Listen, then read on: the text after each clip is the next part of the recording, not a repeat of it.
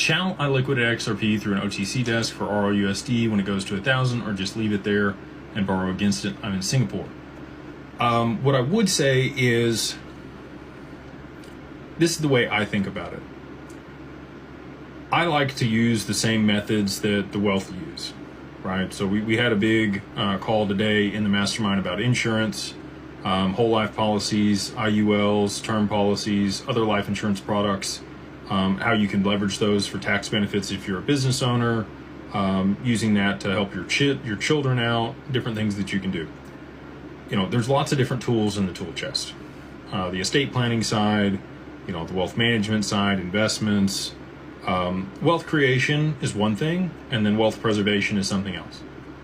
It's a different skill set. And, continue to roll the dice post price appreciation, I think is, for most people, probably a bad choice with the majority of their portfolio. It's never wrong to take some asymmetric bets here and there with a smaller piece of your portfolio, even if you are looking for wealth preservation, because the majority of your portfolio is probably going to be put to work at somewhere between 3 and 7%. If you're doing things, on the wealth preservation side and leveraging those skills in your advisors.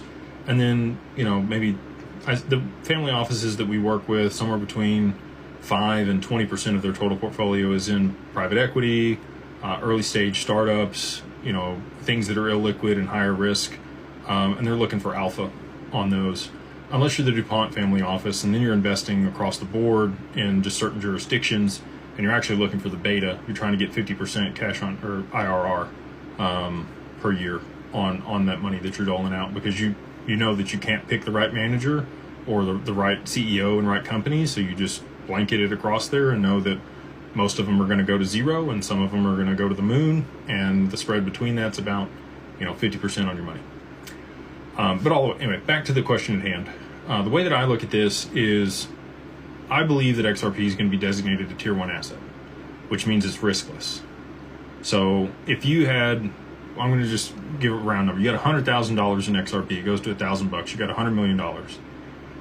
If it gets that designation, you would effectively have the equivalent of $100 million in U.S. Treasuries as it sits today.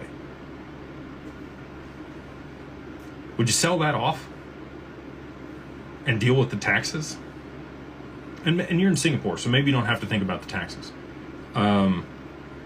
But if you believe that it was going to continue to be used and adopted and continue to grow in value, and even if you thought it was going to go to $10,000, unless you're taking that money out in order to put it in something else that's going to do a 10x,